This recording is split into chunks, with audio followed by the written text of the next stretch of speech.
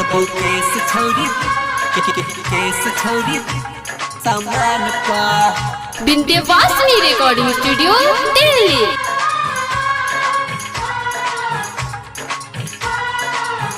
हाँ हम ही खिया कटोरा के लियो से आन गे हमरे तू देखबै छै उल्टा गुमान गे। हम ही खिया कटोरा के लियो से आन गे हमरे तू देखबै छै उल्टा गुमान। तोरा बजलियो ने एला तू दलान पर करबो केस छौरी तोरा के समान पर। हम ही खिया कटोरा के लियो से आन गे हमरे तू देखबै छै उल्टा गुमान गे।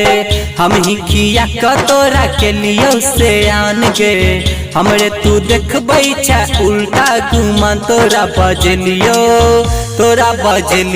ने एला तू दलान पर करबो केस छौरी तोरा के समान पर। बुझो करबो केस छौरी केस छौरी सामान का विंध्यवासिनी रिकॉर्डिंग स्टूडियो दिल्ली।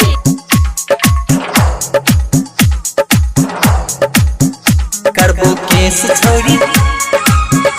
छौरी सामान का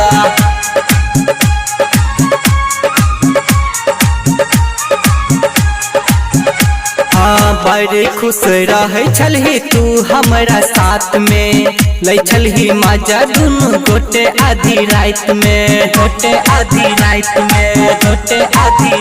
हाँ बड़ खुश रहे छलही तू हमरा साथ में लै छलही मजा दुनू गोटे आधी रात में।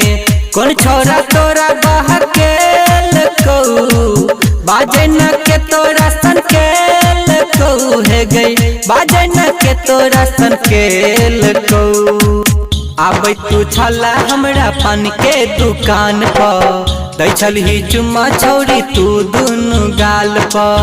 आबै तू छला हमरा पान के दुकान पर दै छलही चुम्मा छौरी तू दुनू गाल पर। तोरा बजलियो ने एला तू दलान पर करबो केस छौरी तोरा के समान पर। सम्हर जो करबो केस छौरी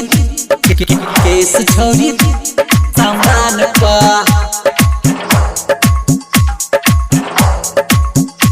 विंध्यवासिनी रिकॉर्डिंग स्टूडियो दिल्ली। करबो केस छौरी सामान पर।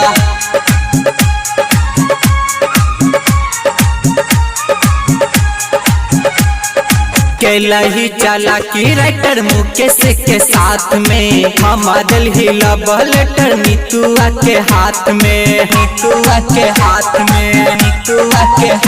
हाँ कैलही चालाकी राइटर मुकेश के साथ में हम दिलही लव लेटर नीतुआ के हाथ में।